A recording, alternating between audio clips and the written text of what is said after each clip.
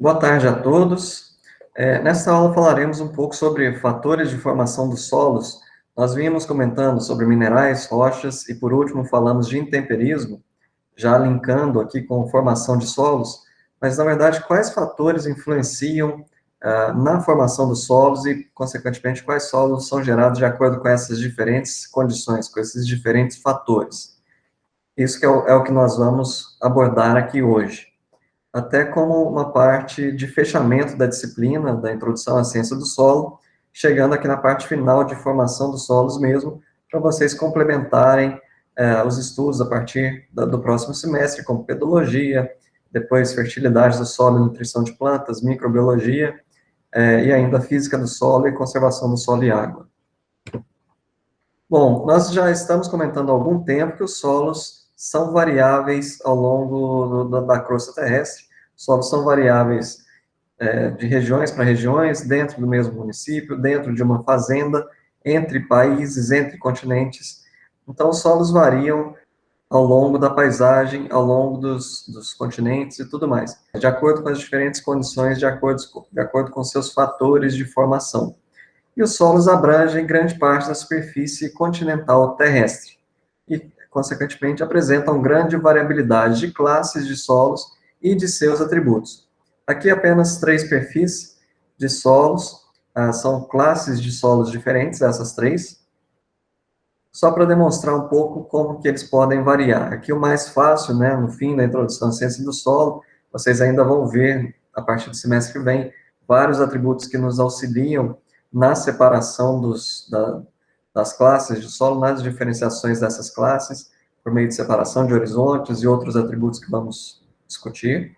Mas apenas nesse primeiro contato aqui, uma das coisas que chama atenção aqui é mais fácil de ser perceptível, é a diferença de cores entre esses perfis, né? E não necessariamente solos de cores diferentes apresentam classificação no primeiro nível categórico diferente, mas nesse caso aqui dessa foto, eles sim são de classes, mesmo no primeiro nível, diferentes.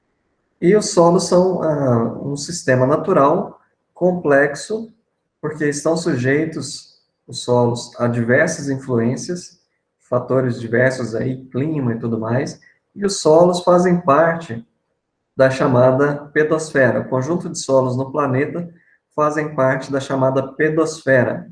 Esfera, camada, pedo, solo. E a pedosfera é a interligação entre as outras 4 esferas, outras 4 camadas: biosfera, atmosfera, litosfera e hidrosfera. Então, a pedosfera, o conjunto de solos aqui no planeta, a pedosfera sofre influência de todas as outras esferas, se tornando, portanto, um sistema complexo e sujeito a diversas influências dessas outras esferas. Devido à complexidade da formação de solos, diversos fatores que interferem, e aos diferentes solos presentes no planeta, foram propostos ao longo do tempo, ao longo dos anos, vários modelos para explicar a formação dos solos. Lembrando que a ciência do solo não é uma ciência muito antiga, como matemática, medicina, engenharia, é uma ciência mais recente, originada no final do século XIX. Então, de lá para cá, tem em torno de 140, 150 anos, essa ciência é algo que ainda está em evolução, já evoluiu bastante, tem bastante coisa ainda para evoluir, diferente de outras ciências mais antigas. Mas, ao longo desse tempo, foram propostos diversos modelos para explicar a formação dos solos. Existem vários modelos, entretanto, um deles é muito mais famoso, muito mais comum no mundo inteiro, que é o chamado modelo fatorial funcional de Dokuchaev e equacionado por Iene, em 1941. Está aí no slide. Então, o modelo fatorial funcional concebido por Dokuchaev em 1883 e posteriormente equacionado por Iene. Esse modelo é um modelo fatorial funcional, não é como um modelo matemático que nos dá uma resposta numérica a essa equação, a esse modelo. Mas é um modelo que nos dá a ideia de como que podem ser os solos formados a partir de alguns fatores. Esse modelo, são de clima e organismos atuando em um material de origem sob influência do relevo ao longo do tempo e também sob influência de alguns fatores locais, que seriam essas reticências, representados aqui por essas reticências. Então, de novo, clima e organismos atuando sobre um material de origem, ou seja, o material a partir do qual o solo vai se formar, pode ser uma rocha, podem ser sedimentos minerais, podem ser sedimentos orgânicos, sob influência ainda do relevo ao longo do tempo e ainda sob a ação de alguns fatores locais. Esse é o modelo fatorial funcional, equacionado por Iene. Então, esse é o modelo mais comum para tentar explicar a formação dos solos. Ok? Como assim? Como esse modelo funcionaria? Conhecendo esses fatores, nós poderíamos inferir como são os solos formados sob essas condições. Por exemplo, se nós mantivermos todos os 4 outros fatores aqui constantes e variarmos apenas o clima, nós teremos dois solos, por exemplo, formados totalmente diferentes. Exemplo, um solo formado, independente desses 4 fatores, sob um clima quente e úmido, e outro solo formado com esses 4 fatores iguais, mas num clima quente e seco, esses dois solos, essas duas condições climáticas, possivelmente originarão solos bem diferentes, esses dois solos bem diferentes. E a partir das combinações dessas variações desses 5 fatores, é que seriam formados os diferentes solos encontrados no planeta. E esse modelo, portanto, dessa forma, nos permite fazer inferências. Se vamos para um local em que não temos as outras informações, mas sabemos que o clima é quente e úmido, já esperaríamos solos com determinadas características, determinados atributos.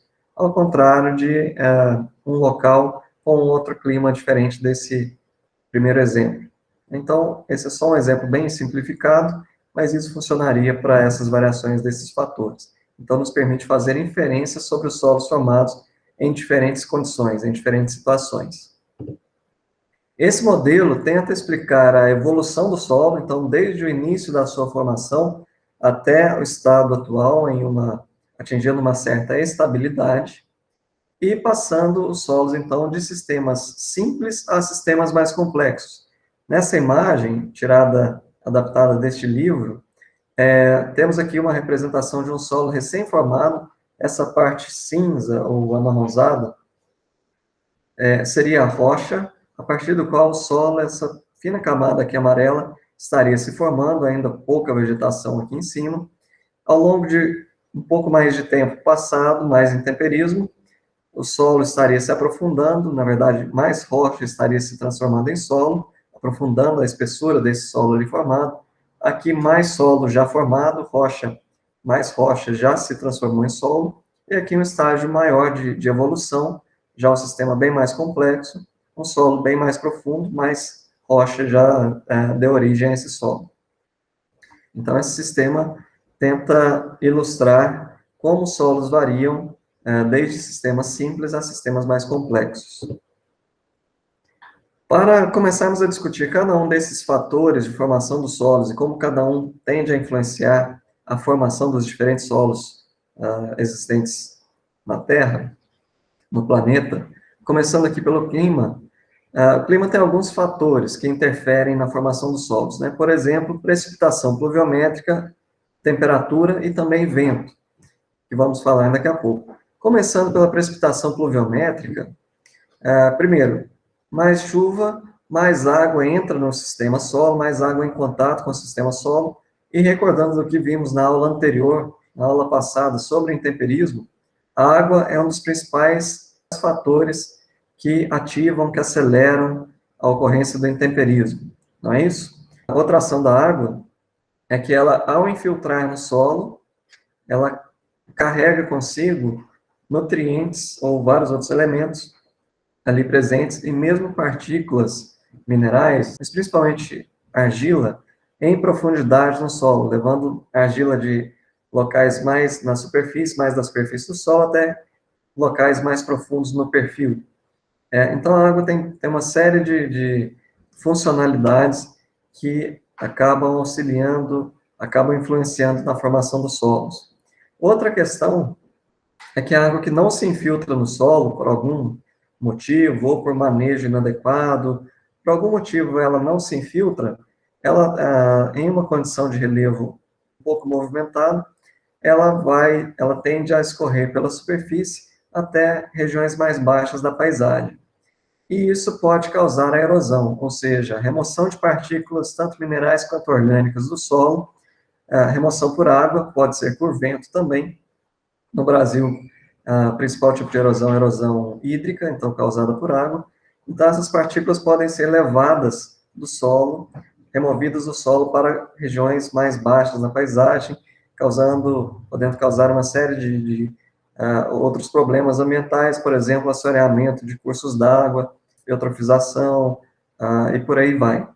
Além disso, a erosão por remover partículas do solo acaba diminuindo a espessura do solo ali formado.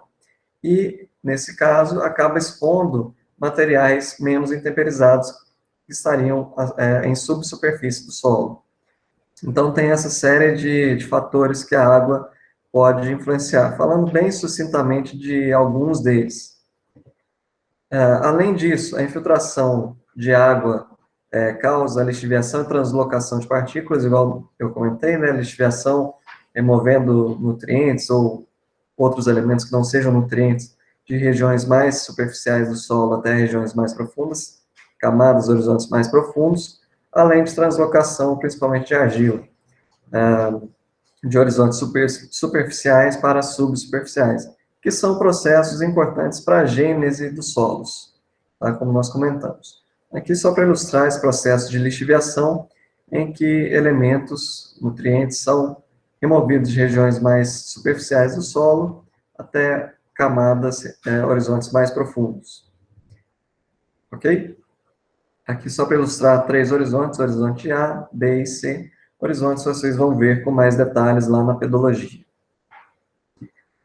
Como nós comentamos, mais água no sistema, mais hidrólise e uma reação importante para o intemperismo químico, como comentamos na semana passada. Outro fator climático muito importante para a formação do solo seria a temperatura. Uma das funções, uma das consequências das diferentes temperaturas é a quantidade de água no sistema. Então, locais mais quentes, por exemplo, a água evapora com mais facilidade, evapotranspiração também é maior, e aí acaba que o solo fica com menos tempo retendo água, a água fica menos tempo ali no solo por essas temperaturas mais elevadas, ao contrário de locais com temperaturas mais baixas, onde o solo permanece úmido por mais tempo, tende a permanecer úmido por mais tempo. Além disso, maior temperatura, mais rápidas tendem a ser as reações químicas. Então, lembrando do que nós falamos semana passada, maior temperatura e maior umidade, geralmente isso causa intemperismo mais forte, mais acentuado, e é o que domina aqui no Brasil, intemperismo forte. Então, locais do planeta que têm altas temperaturas, temperaturas médias mais elevadas, e também são regiões úmidas, nesses locais o intemperismo, a formação dos solos tende a ser mais rápida do que em locais ou menos quentes ou menos úmidos. É o que nós comentamos, né? Então, locais mais quentes e úmidos, mais intemperismo, e nesses locais, geralmente, os solos que encontramos são mais intemperizados, como temos aqui na região tropical, de forma geral, solos mais intemperizados do planeta. Só para lembrar de um slide que nós mostramos na semana passada, aquela relação de precipitação média anual com temperatura, quanto mais úmido e mais quente, mais forte tende a ser o intemperismo.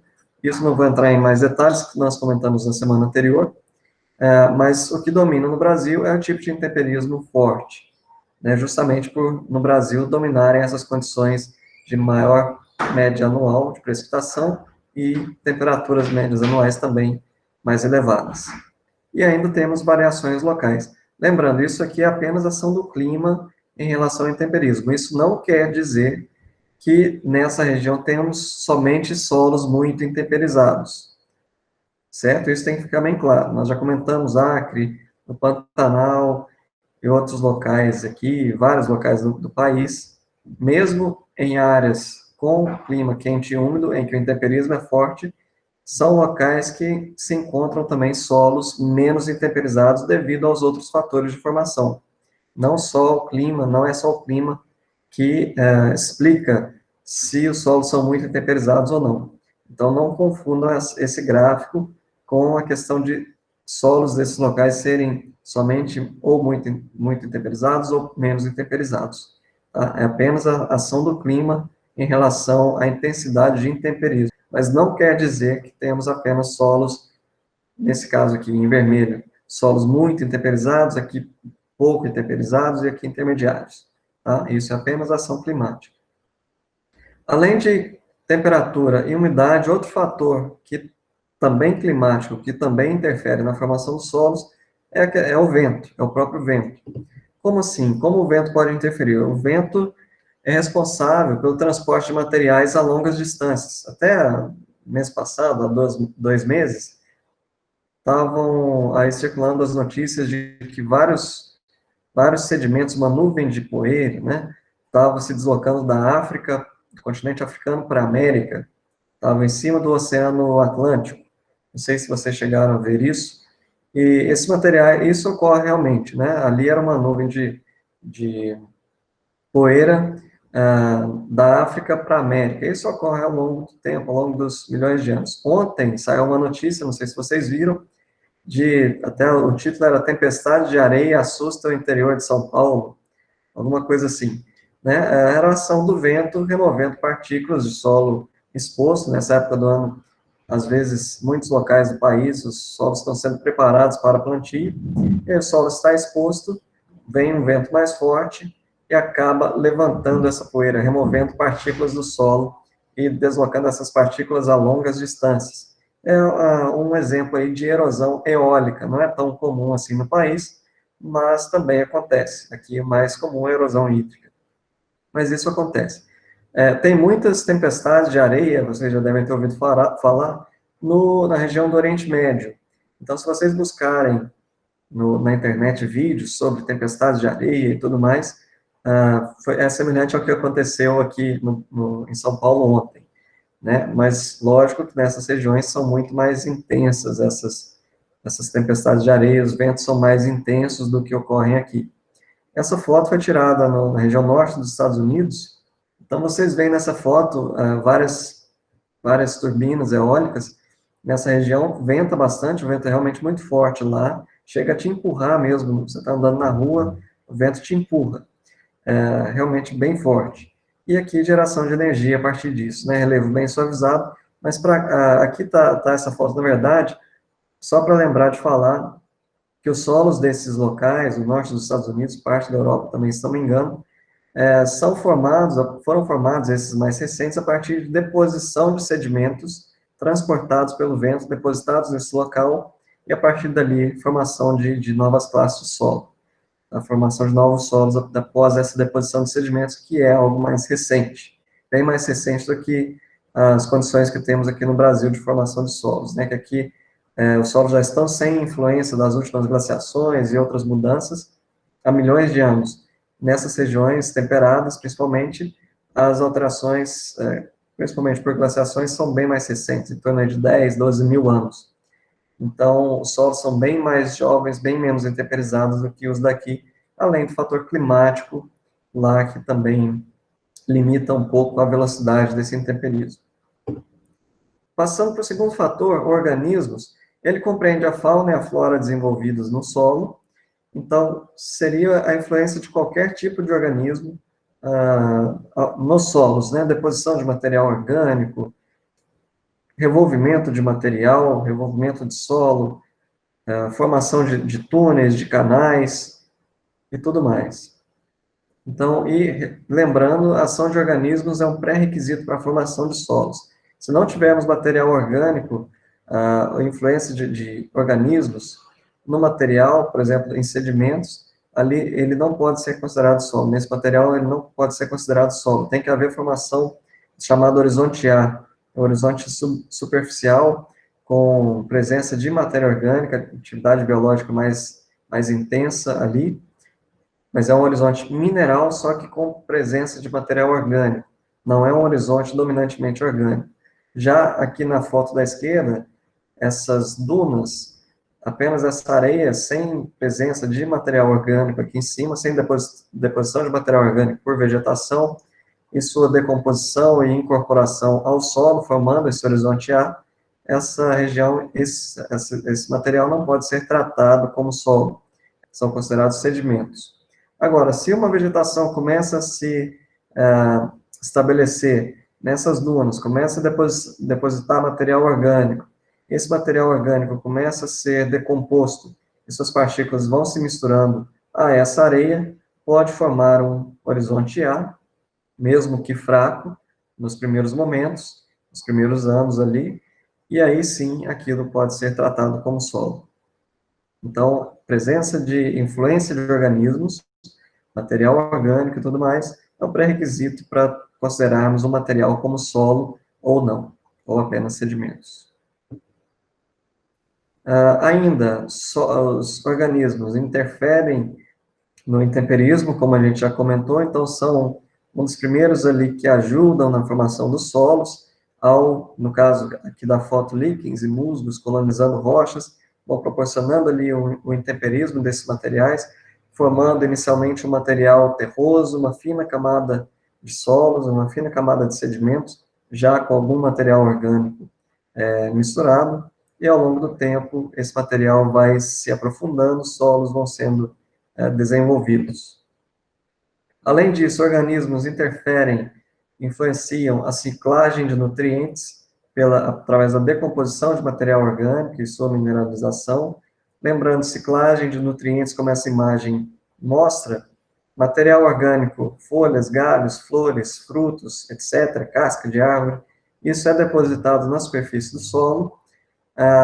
Micro-organismos começam a decompor esse material, começam a mineralizar a matéria orgânica, e os elementos presentes nessas partes do vegetal, da planta, retornam para o solo, são liberados novamente para o solo, saem da estrutura desses tecidos vegetais, retornam ao solo, onde podem ser utilizados por outros organismos, ou incluindo outras plantas, né, absorvido pelas raízes das plantas ali presentes. E aí, esses elementos são novamente incorporados aos tecidos vegetais, e esse pode ser o seu ciclo, né, e daí o nome ciclagem de nutrientes. Lembrando que quando o material orgânico é decomposto e os elementos são liberados novamente ao solo, então eles podem ser reabsorvidos por outros organismos, ou ainda podem sofrer lixiviação e serem removidos do solo, tá? Ou ainda podem formar outros minerais, podem formar minerais secundários do solo e ficarem ali presos à estrutura cristalina desse mineral formado, e assim por diante. Ainda, os organismos interferem na quantidade de água no solo, principalmente pela evapotranspiração, então podem favorecer a remoção de água do solo e sua transferência para a atmosfera após absorção de água e depois transpiração desse vegetal. Produção de ácidos orgânicos, sua decomposição geralmente gera ácidos orgânicos, ou mesmo as plantas podem exudar alguns ácidos pelas raízes, ou organismos também podem fazer isso. Complexação de elementos presentes no solo. Ainda, organismos têm um outro papel bem importante na conservação dos solos e na questão que se refere, e também influenciar o ciclo da água, porque a partir da cobertura do solo por vegetais, por diversas plantas, primeiro, quando a água da chuva atinge o solo, ela não atinge diretamente o solo, ela é amortecida na vegetação, seja na copa das árvores, ou nas folhas de plantas menores, ou ainda na cobertura vegetal do solo, por exemplo, aqui no material seco, material vegetal seco, na superfície, serrapilheira e tudo mais. Então, isso protege o solo contra o impacto direto das gotas de chuva, amortecendo essa queda das gotas de chuva e, consequentemente, facilitando sua infiltração no solo. Sem essa cobertura do solo, o solo sofre impacto direto das gotas e isso tende a provocar erosão, causa um salpicamento das partículas, pode provocar um selamento superficial, dificulta a infiltração de água no solo e, consequentemente, favorece a erosão. Então, isso tem um grande papel na importância da vegetação ali para ajudar na infiltração do solo, a infiltração de água no solo e evitar a erosão. Então, vários solos, principalmente em locais mais íngremes, aí uma importância maior ainda do solo se manter coberto ao longo de todo o ano, para evitar erosão. Daqui a pouco, na parte de tempo, vamos falar sobre a taxa de formação de solos, a velocidade, quanto tempo é necessário para formar 1 milímetro de solo, e lembrando que uma erosão acentuada, em poucos minutos de chuva, pode remover vários centímetros de solo em pouco tempo, enquanto aquilo levaria milhares de anos para se formar novamente. E ainda sobre organismos, questão, influenciam na agregação das partículas de solo, formando agregados, aqui uma foto de um agregado na esquerda, então bactérias, fungos, minhocas, térmitas, secreções, micélios, tudo isso contribui para a agregação das partículas minerais e orgânicas do solo, precipitação de minerais na rizosfera, isso é possível pelas diferentes condições químicas ali, rizosfera, aquela região próxima, bem próxima das raízes, 2 milímetros apenas, bem próximo ali das raízes, biociclagem de silício, além disso, raízes, ao crescerem e depois, ao morrerem e serem decompostas, podem favorecer o fluxo preferencial de água, aumenta a quantidade de macroporos no solo, poros maiores, por onde a água se infiltra, por onde a água é drenada, além de ser por onde ocorre a aeração do solo, e ainda a pedoturbação, que seria o revolvimento do solo, seja por maquinário, seja por animais mesmo. E lembrando, tem essas duas fotos aqui, a do centro e a da direita, lembrando que a ação humana também entra nessa questão dos organismos, né? Pode ser benéfico ou prejudicial, dependendo do seu enfoque, e, por exemplo, benéfica no contexto mais agrícola, de melhorar as condições para desenvolvimento de plantas, por exemplo, com a aplicação de corretivos e fertilizantes, e prejudicial, por exemplo, aí na questão de queimadas e tudo mais. Né? Depende, então, do ponto de vista, mas a ação humana também interfere na formação dos solos, nos atributos dos solos ali presentes. Passando para um outro fator de formação do solo muito importante, que a gente vem discutindo bastante ao longo do semestre, seria o material de origem. Então, material de origem é um material a partir do qual o solo vai se desenvolver. E lembrando que não apenas rochas são materiais de origem dos solos. Vários solos são formados a partir do intemperismo direto de rochas, mas solos também podem se formar pelo intemperismo de outros sedimentos, né, de sedimentos minerais ou orgânicos. Na maioria das vezes, o material de origem é a própria rocha subjacente, mas ainda podem ser materiais transportados de outros locais, no caso aí, sedimentos. Aquele exemplo que eu comentei, no norte dos Estados Unidos, os solos são formados, vários deles, né, são formados a partir de sedimentos transportados de outros locais por ação do vento. E ainda existem solos formados por descontinuidades litológicas. O que é isso? São solos considerados poligenéticos, ou seja, solos formados por dois materiais de origem diferentes. Esse solo aqui, até daqui para baixo, foi formado por um material de origem, daqui para cima, esses 30 primeiros centímetros, outro material, um sedimento que foi depositado por ali. O material de origem tem grande influência nos solos formados, lembrando, né, pensando aqui em rochas, composição das rochas, então, quais minerais estão presentes ali, consequentemente, quais elementos químicos, a textura da rocha, são grãos, são partículas maiores ou menores que estão ali, isso interfere também no tempo que o material leva para se intemperizar ou na sua resistência ao intemperismo. Consolidação, são sedimentos consolidados, uma rocha, ou inconsolidados. ou não consolidados, e assim por diante. Então, composição, só para lembrar, diversidade e quantidade de elementos que serão liberados ao solo à medida que o intemperismo avança. Lembrando essas duas rochas aqui, arenito e basalto, quartzito também poderia entrar como semelhante ao arenito. Nesse caso, qual rocha tem mais potencial de gerar solos mais argilosos? É o arenito ou o argilito? A gente já comentou sobre essas relações. No caso aqui seria o basalto, tenderia a formar solos bem mais argilosos que o arenito poderia formar, justamente para aqueles fatores que nós comentamos, né? Principalmente o basalto, formado por minerais máficos, sofre intemperismo com mais facilidade e dá origem a minerais de tamanho argila. Já arenito, composto basicamente por quartzo muito resistente ao intemperismo, e tende a permanecer nos solos no tamanho areia, solos tendendo a ser aí mais arenosos ou ter uma textura média, mas com certeza, mas com muito mais areia do que os solos derivados de basalto. Só para ilustrar. Outra questão, solos derivados de basalto teriam fertilidade muito mais alta do que aqueles de arenito, pelas suas próprias características intrínsecas aí da composição química dessas duas rochas. E assim por diante, né? Como nós já comentamos.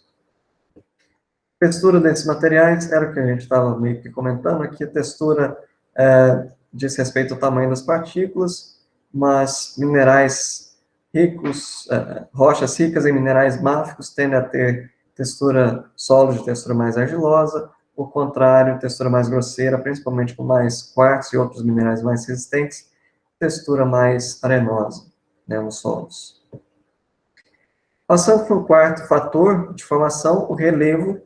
O relevo é basicamente a configuração da superfície do terreno, a topografia da área de estudo, da área de interesse, topografia onde os solos serão formados.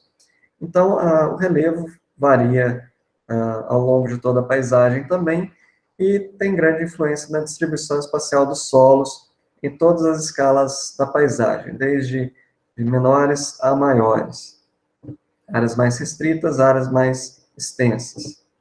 E o relevo tem efeitos tanto indiretos quanto diretos. Como que o relevo interfere, como que ele influencia a formação dos solos? Como um primeiro efeito indireto aqui, nesse efeito indireto, a elevação da altitude, elevação da topografia, elevação do terreno, geralmente quanto mais alto, menor a temperatura, maior acúmulo de material orgânico, principalmente pela menor temperatura, acabar limitando a velocidade de decomposição de materiais orgânicos pelos micro-organismos. Não sei se já visitaram o alto da Serra da Mantiqueira, no sul de Minas, norte de São Paulo, essa região aqui do Sudeste. Tem cidades turísticas, o pessoal vai no inverno, são locais mais frios, mais altos, né?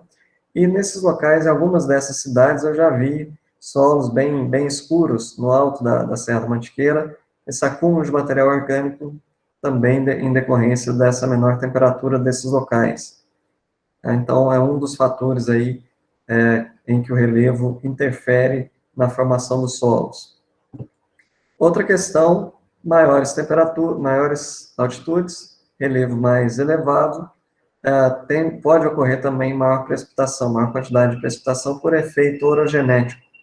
Isso tem muita influência na Ásia, são aquelas chamadas chuvas de monções, se não me engano, em que vem correntes de ar quente, e à medida que chega ali na região da cordilheira do Himalaia, à medida que esse ar quente entra em contato, chega perto da cordilheira, começa a subir, ar quente se esfria, acaba conseguindo reter menos água e provoca precipitação, provoca chuva. É uma região que chove bastante no mundo, ali na Índia, naquela região, naqueles países ali asiáticos. Então, um efeito orogenético, aí, questão do relevo, interferindo na quantidade de precipitações. E ainda a distância até o lençol freático, né? Locais mais altos aqui de uma paisagem, de um morro, por exemplo, estão mais distantes do lençol freático que locais mais baixos. Esses locais mais baixos têm mais influência de água, formam solos hidromórficos, são totalmente diferentes de solos de locais mais elevados. E ainda efeitos diretos do relevo são alguns que a gente considera como relações solo-paisagem. O que seria isso? Né? Não só relevo, mas também paisagem e vegetação. Então, paisagem é um termo mais abrangente que só relevo, envolve também vegetação, além da condição topográfica e tudo mais. E, nesse caso, relações solo-paisagem nos auxiliam muito em levantamento e mapeamentos de solos. O que seria isso? Seria a partir da paisagem, então, vegetação, relevo, inferimos sobre como são os solos daqueles locais. Só para terem uma ideia, aqui, por exemplo, local mais plano, mais alto na paisagem, solos mais profundos, mais intemperizados. Nessa várzea, lembrando, local mais baixo, acúmulo de água, solos hidromórficos, grande acúmulo de material orgânico nesse aqui, né, justamente por essa condição com mais água, menor oxigênio, limitar a decomposição de materiais orgânicos nesse caso. Nesse outro solo também, aqui nessa várzea, esse solo aqui, nesse caso é um gleissolo, aqui temos um lotossolo, aqui um organossolo, e de cá um cambissolo, nessa região um pouco mais íngreme. Mas nesse caso, esse gleissolo, solo cinzento, devido ao processo de redução de ferro, composto com ferro 3 para ferro 2, lembrando que dá cor mais viva ao solo, vermelho e amarelo, são óxidos de ferro, como hematita e guetita, respectivamente. Nessas condições, nesses dois minerais, o ferro está na forma oxidada, 3+, só que em condições com falta de excesso de água, menor quantidade de oxigênio, o ferro acaba sofrendo redução e esses minerais são desfeitos, são destruídos.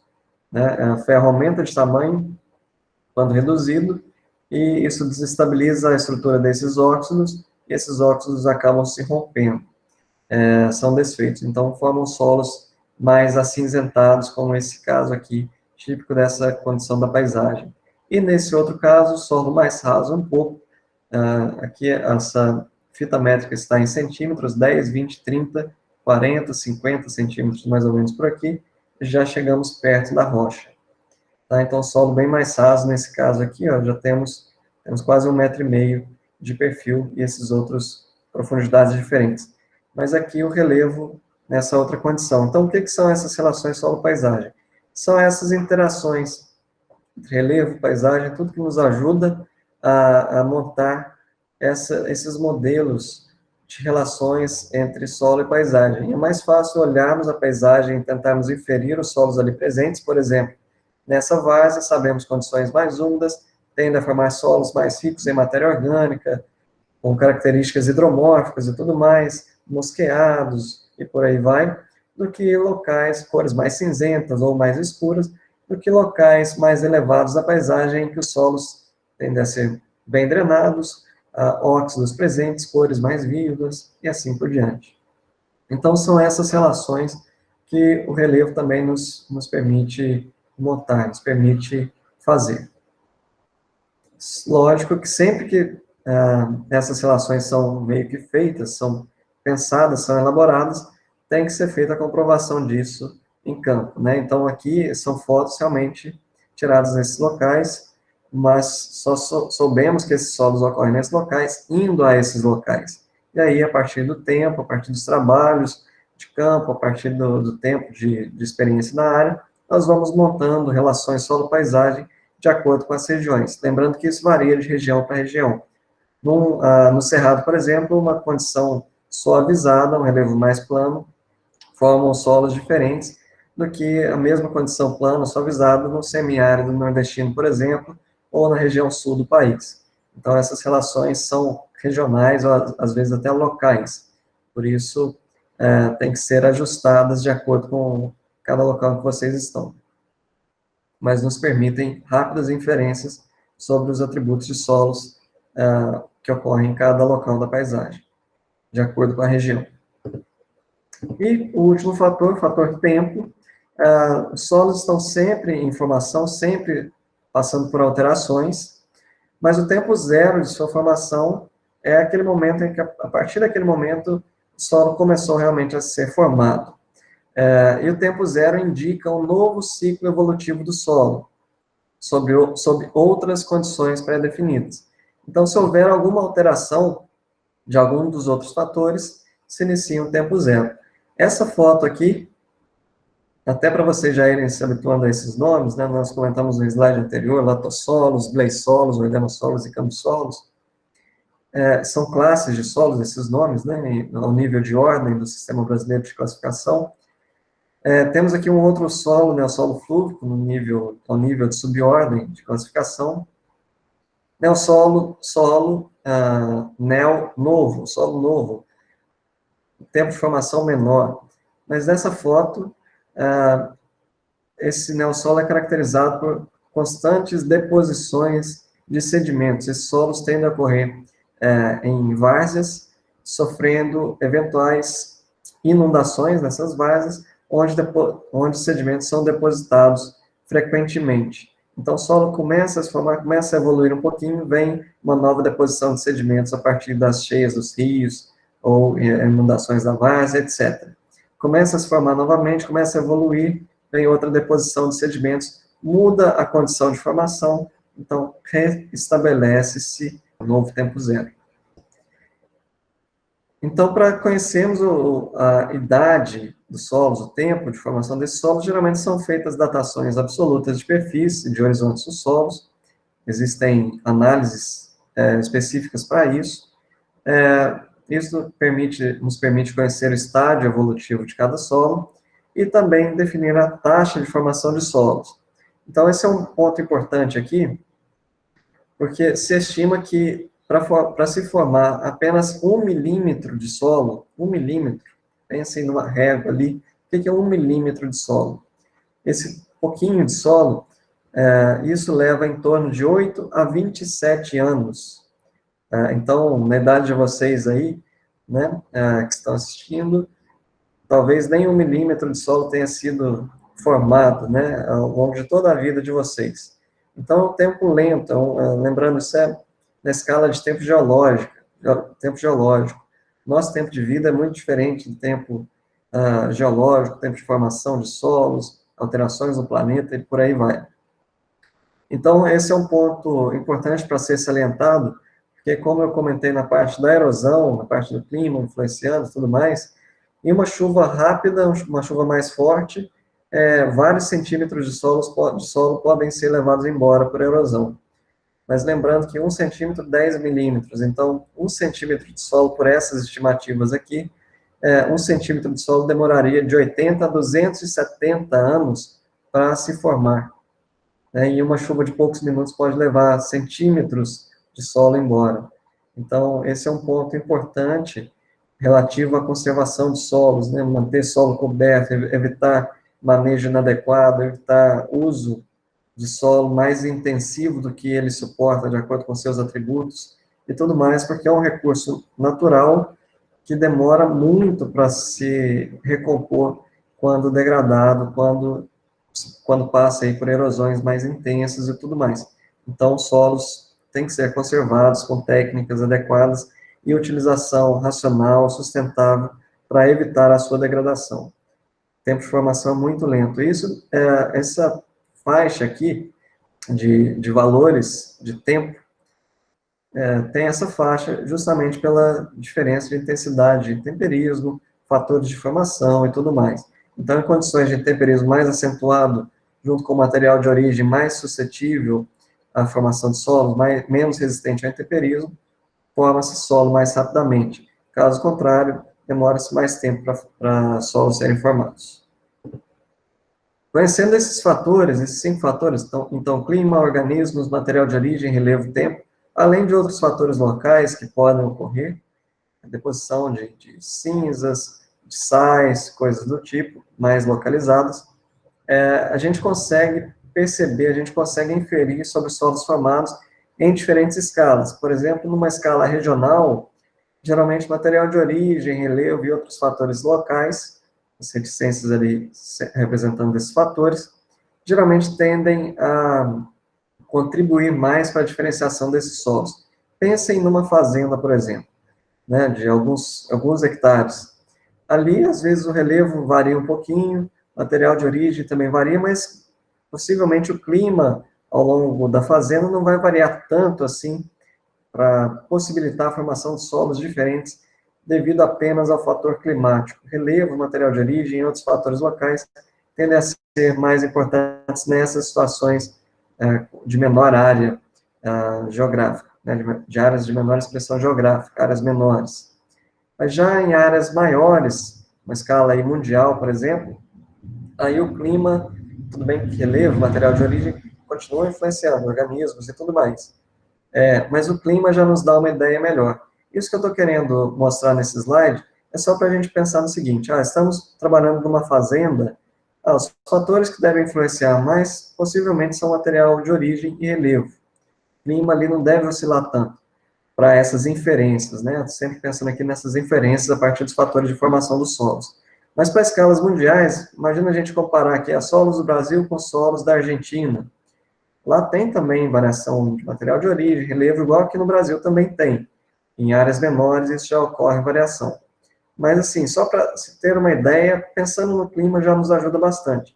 O clima do Brasil quente, úmido, tropical e tudo mais em grande parte do país. Na Argentina já a região temperada. Clima mais frio um pouco, também úmido, mas então só pensando no clima já nos dá uma ideia. Então, por essas condições gerais, dá para a gente inferir que no Brasil os solos são mais intemperizados que os da Argentina, são mais profundos, tendem a ser menos férteis, de acordo com o avanço do intemperismo, lembrando a fertilidade tende a diminuir, e assim por diante. Mais argilosos, menos silt, lá mais silt, e assim sucessivamente. Claro que isso sempre varia ainda de acordo com o material de origem, relevo e os outros fatores. Mas lembrando, só para questões de inferências bem generalizadas. Solos do Brasil com solos da Europa, dos Estados Unidos, da Austrália, da África, né? Quais dessas condições aí têm solos mais semelhantes aos brasileiros? Então, nessa situação, solos da África tendem a ser mais semelhantes, ambos em continente africano e Brasil, regiões tropicais e tudo mais. Lá não sofreu também glaciações recentes, igual aqui no Brasil, então os solos tendem a ser mais semelhantes que comparando o Brasil com solos da Europa e Estados Unidos, né? Então, mais nessa questão climática aí, na escala mundial, dá para a gente fazer essas inferências. Não sei se ficou clara a ideia desse slide, dessas comparações. Qualquer coisa, fique à vontade para comentar aqui. Só para a gente passar para alguns exemplos bem práticos, então, sobre esses fatores, os solos formados, o que vocês esperariam? Solos derivados de gneiss e de granito seriam semelhantes ou não seriam semelhantes? Lembrando aqui o gneiss do lado esquerdo, a foto do lado esquerdo e o granito do lado direito. Tem diferentes tipos de granito, de gneiss, tudo bem, mas no geral, né, solos formados por essas duas rochas são muito diferentes, são mais semelhantes? O que vocês esperariam? Bom, nessa situação seriam esperados solos mais semelhantes. Lembrando, granito e gneiss são basicamente compostos pelos mesmos minerais, composição química também semelhante, então, nessas condições, formam solos também semelhantes. Tanto que muitas vezes nos trabalhos fica difícil a gente separar se o solo é formado por gneiss ou por granito. Então, muitos trabalhos colocam solos derivados de granito gneiss, porque para fins de solos, acabam que os solos formados são semelhantes, se forem tanto a partir do gneiss ou a partir do granito. É diferente do que se fosse, por exemplo, um solo de gneiss, ou um solo de granito e um solo de quartzito, né, um solo de argilito, aí são bem mais diferentes. Aqui só uma ilustração de um solo derivado de gneiss ou de granito. Horizonte ser mais róseo e tudo mais. Vocês vão ver isso com mais detalhes na pedologia, não vou adiantar muito o assunto. Outro exemplo, outra pergunta, solos em relevo íngreme, solos em relevo plano. Então, o fator relevo de formação tem interferência? Mas, como a gente já comentou, né? Nessa paisagem mais íngreme, relevo mais íngreme, geralmente os solos seriam mais rasos do que essa paisagem aqui. Por que mais rasos? Com o tempo, relevo íngreme, com o tempo, o material de solo vai sendo lentamente removido por erosão geológica mesmo, né? Ou mesmo erosão antrópica acelerada, erosão acelerada por ação antrópica.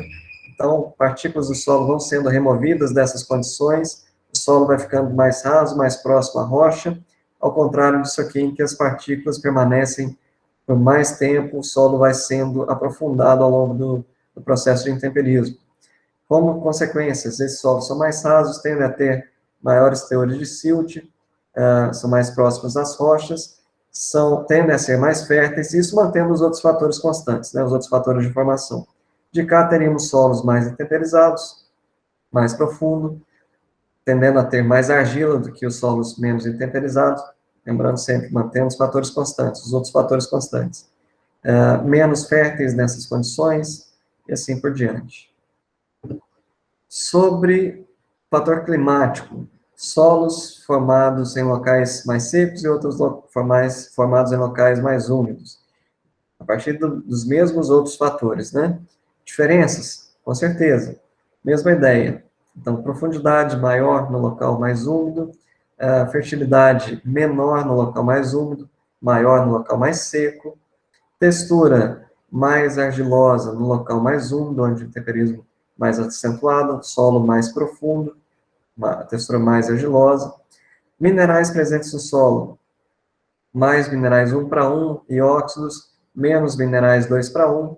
Isso, os 2 para 1 seriam mais comuns, apareceriam em maior quantidade em solos menos intemperizados. Então, no caso aqui, local mais seco, teriam esses minerais, e assim por diante. Só alguns exemplos rápidos sobre solos formados em diferentes condições, considerando apenas um fator de formação. Aqui, clima, no anterior, relevo, antes material de origem, mas lembrando que, na realidade, todos os fatores causam influências simultâneas. Então, aqui a gente está isolando um fator só para fins didáticos, mas, na realidade, todos os fatores estão interferindo ao mesmo tempo, estão influenciando a formação de solos ao mesmo tempo. Só para a gente já está finalizando, mas só para recordar uma mensagem final aqui, né, sobre o conteúdo dessa disciplina, que é muito extenso. Então, nós vimos, desde lá das primeiras aulas, vários minerais e tudo mais, mas lembre-se, vários minerais que a gente viu não são tão comuns em solos. Nós falamos desses comuns em solos, principalmente brasileiros.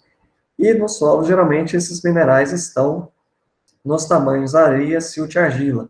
Não estão de tamanhos maiores, como a gente se acostumou a ver nos slides, que a gente consegue pegar o mineral, avaliar a olho nu. Nos solos, a gente não consegue fazer isso nesses tamanhos areia, silt e argila, muitas vezes, né, só a olho nu. Mas só para frisar que nos solos, os minerais comuns no Brasil, nos solos brasileiros, são quartzo, caulinita, gipsita, hematita, guetita. Temos poucos minerais 2 para 1 no geral no Brasil, né? Em regiões com solos menos intemperizados, ainda encontramos minerais 2 para 1. Por exemplo, esmectita e tudo mais, vermiculita. Mas, no geral, nos solos brasileiros não temos tanto. Temos ainda outros óxidos, tipo magnemita, magnetita, rutilo. Então, esses são, mais ou menos, minerais muito comuns em solos brasileiros, diferentes dos que nós vimos em aula prática. Eu só estou comentando isso, porque muitas vezes alguém fica esperando encontrar uma cianita no solo, encontrar uma biotita. Biotita pode ser encontrado no moscovito, né? Mas moscovito com mais frequência do que biotita nos solos brasileiros. Alguém ficaria esperando encontrar um feldspato, ou uma olivina, um piroxênio, um fibólio. Claro, podem encontrar, mas muito raro disso acontecer no Brasil, principalmente de tamanhos maiores, né? Praticamente isso não ocorre. Talvez em solos menos intemperizados, esses minerais poderiam ser encontrados ali na fração areia ainda, e tudo mais. Mas só para frisar que nos solos são minerais específicos ali encontrados, são mais esses minerais que eu comentei, tem outros também, mas basicamente esses, tamanhos principalmente areia, silt e argila, né? E diferente dos vários que a gente viu nas aulas práticas anteriores, tá certo? Então, só para frisar isso mesmo, só para chamar a atenção para isso. Então, pensando nas outras matérias de solos que vocês vão ter, gravem bem esses minerais comumente encontrados em solos brasileiros. quartzo, moscovita, caulinita, hematita, guetita, gipsita, magnetita, magnemita, e por aí vai. Tá certo?